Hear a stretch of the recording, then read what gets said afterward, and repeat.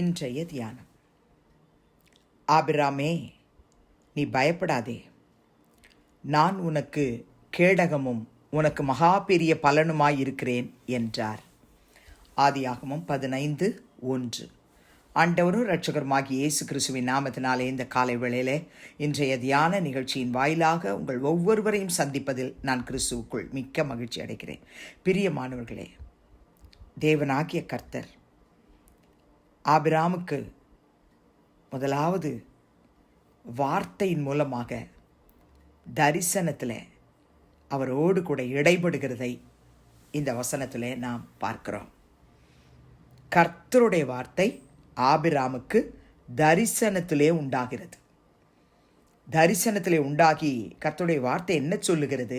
ஆபிராமே, நீ பயப்படாதே, நான் உனக்கு கேடகமும் உனக்கு மகா பெரிய பலனுமாய் இருக்கிறேன்.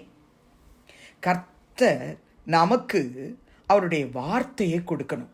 ஒருவேளை ஜெபிக்கும் பொழுது, நாம் நித்திரையில் இருக்கும் பொழுது, அல்லது கர்த்தருடைய சமூகத்தில் ஆவியில் நிறைந்து ஆவிக்குள்ளாகி அந்நிய பாஷையில் கர்த்தரோடு கூட ரகசியங்களை பேசிக்கொண்டிருக்கும் பொழுது கர்த்தருடைய வார்த்தை எனக்கும் உங்களுக்கும் உண்டாகணும்னு நாம் ஜெபிக்கணும். பிரியமானவர்களே, கர்த்தாவே, ஆபிராமுக்கு உங்கள் வார்த்தையை நீங்கள் தரிசனத்தில் கொடுத்தீங்களே, அதே போல் எனக்கும் நீங்கள் வார்த்தையை தரிசனத்தில் கொடுங்கன்னு நம்ம ஜெபிக்கணும். பிரியமானவர்களே, ஆபிராமை பார்த்து என்ன சொல்லுகிறார்? நீ பயப்படாதே, நீ பயப்படாதே, உனக்கு நான் துணையாக இருக்கிறேன், நான் தான் உனக்கு கேடகம், நான் தான் உனக்கு பெரிய மகா பெரிய பலனுமாய் இருக்கிறேன், நீ பயப்படாதே.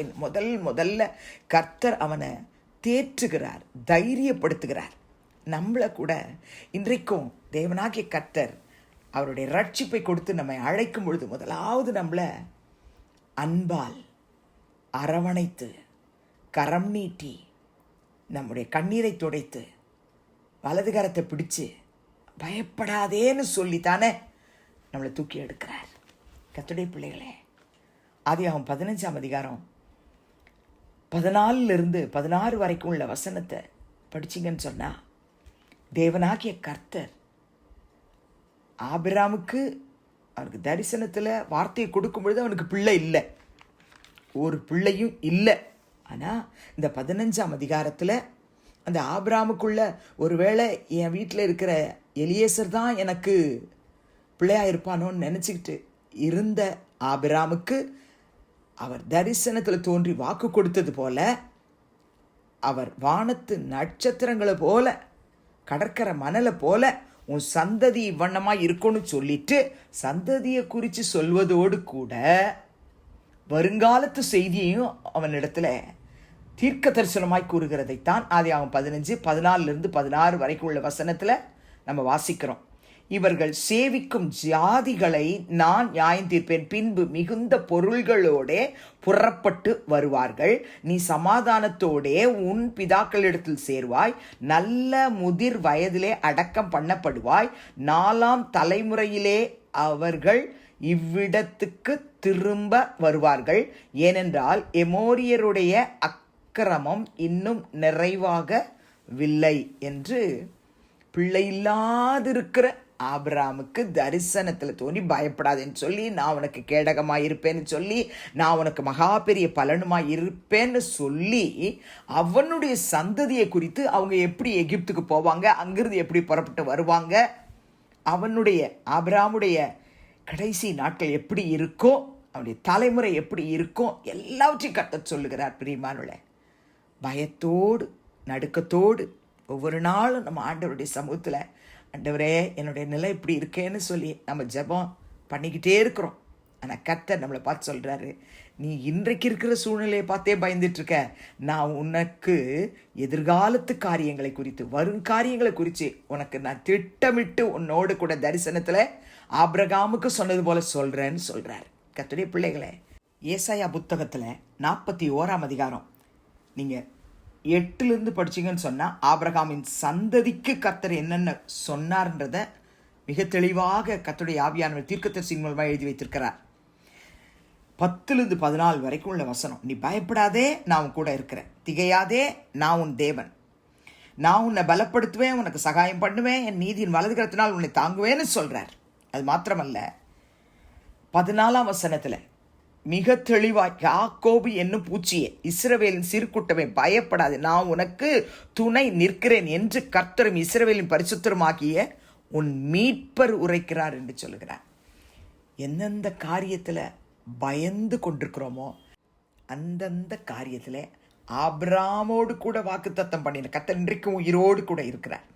அவர் நம்மளை பார்த்து சொல்றார், பயப்படாத, நான் தான் உனக்கு கேடகம். கேடகம்னு சொன்னால் நமக்கு ஒரு பாதுகாப்பு. பிரியமானவர்களே, உண்மையாகவே அவரை போல ஒரு பாதுகாப்பு இந்த உலகத்தில் வேறு யாராலையும் கொடுக்க முடியாது. அநேக அவசரங்கள் இருக்குது. சங்கீதம் 5:12 சொல்கிறார், கர்த்தாவே நீர் நீதிமானை ஆசீர்வதித்து காருண்யம் எனும் கேடகத்தினால் அவனை சூழ்ந்து கொள்ளுவீர். தாவீதுக்கு மாத்திரமல்ல, எனக்கும் உங்களுக்கும் காருண்யம் எனும் கேடகத்தினால் நம்மை சூழ்ந்து கொள்ளுகிறார். சங்கீதம் 91:14 நம்ம அடிக்கடி நம்ம பாடலாம், பாடுவோம், ஜெபிப்போம். என்ன? அவர் தமது சிறகுகளால் உன்னை மூடுவார். அவர் இந்நாள் வரைக்கும் அவருடைய சிறகுகளால் உங்களை என்னையும் மூடிக்கொண்டிருக்கிறார். அவருடைய செட்டைகள் கீழே அடைக்கலம் வைத்திருக்கிறார் நம்மளை. அவருடைய சத்தியம் நமக்கு பரிசையும் கேடகமாக இருக்குது. நன்றி சொல்லி ஜெபிக்கலாமா? பரலோக பிதாவே, இயேசுவின் நாமத்தில் உடைய சமூகத்துக்கு நாங்கள் வருகிறோம். ஆதியாகமம் 15:1, ஆபிரகாமுக்கு நீர் உடைய வார்த்தையை கொடுத்து தரிசனத்திலே அவருக்கு தோன்றி, ஆபிரகாமே நீ பயப்படாதே, நான் உனக்கு கேடகம், நான் உனக்கு மகா பெரிய பலனுமாக இருக்கிறேன்னு சொன்னீங்க. எங்களுக்கும் இந்த வார்த்தையை இன்னைக்கு நீங்கள் ஞாபகப்படுத்துறீங்க. யார் யார் பயத்தோடு, கலக்கத்தோடு, நடுக்கத்தோடு இருக்கிறாங்களோ அவங்களுடைய பயத்தை எடுத்து போடுங்க. அவங்கள சுற்றிலும் கேடகமாக இருங்கப்பா. அவங்களுக்கு மகா பெரிய பலனாக இருங்க ஆண்டவரே. எந்த சூழ்நிலையில் இருந்தாலும் இஸ்ரவேலின் தேவனாகிய கர்த்தாவே, நம்முடைய செட்டைகளின் கீழ் அடைக்கலமாய் இருக்கிற நம்முடைய பிள்ளைகளை நம்முடைய சிறகுகளாலே மூடிக்கொண்டு எல்லா தீங்குக்கும் நாசமோசங்களுக்கும் விலக்கி காத்துக்கொள்ளுங்க, ஆசீர்வதிங்க.